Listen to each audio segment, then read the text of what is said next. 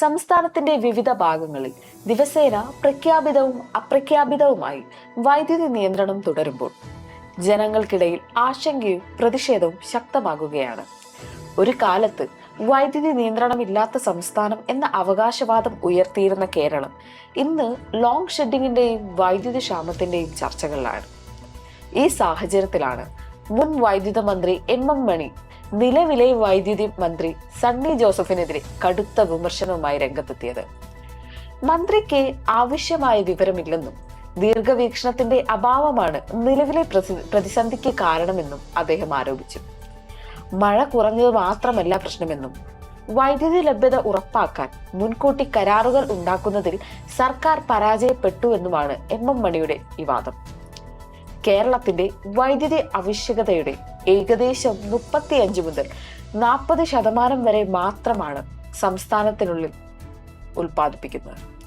ബാക്കിയുള്ള വൈദ്യുതി മറ്റു സംസ്ഥാനങ്ങളിൽ നിന്നോ കേന്ദ്ര ഉൽപാദന കേന്ദ്രങ്ങളിൽ നിന്നോ വാങ്ങിയാണ് ആവശ്യങ്ങൾ നിറവേറ്റുന്നത്. അതുകൊണ്ട് തന്നെ മഴ കുറയുകയും ജലവൈദ്യുത ഉൽപാദനം ഇടിയുകയും ചെയ്യുന്ന സാഹചര്യങ്ങളിൽ മുൻകൂട്ടി ദീർഘകാല കരാറുകൾ വഴി വൈദ്യുതി ഉറപ്പാക്കേണ്ടത് നിർണായകമാണ്.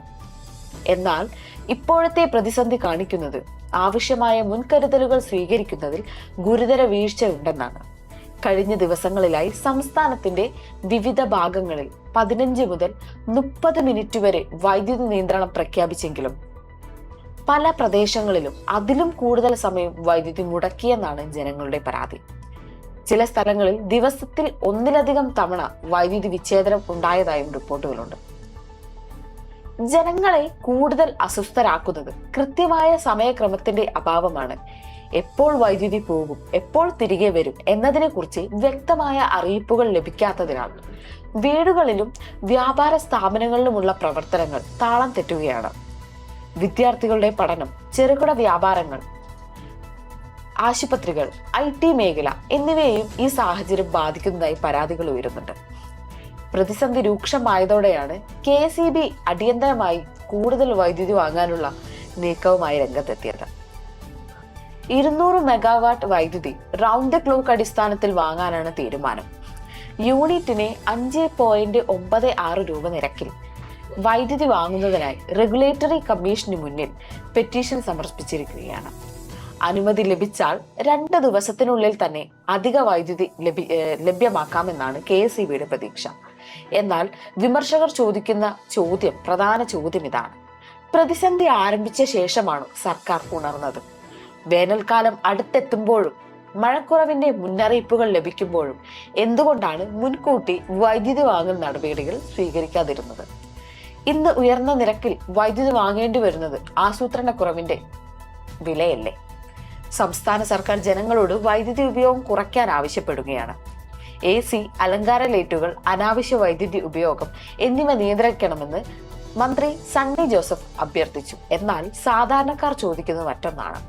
വർഷങ്ങളായി വൈദ്യുതി നിരക്കുകൾ വർദ്ധിപ്പിക്കുകയും ഫിക്സഡ് ചാർജുകൾ ഈടാക്കുകയും ചെയ്യുന്ന സാഹചര്യത്തിൽ ആവശ്യമായി വൈദ്യുതി ഉറപ്പാക്കുക എന്നത് KSEBയുടെയും സർക്കാരിന്റെയും ഉത്തരവാദിത്തമല്ലേ എന്ന് ഇതിനിടെ പ്രതിപക്ഷ സംഘടനകളും പ്രതിഷേധം ശക്തമാക്കുകയാണ്.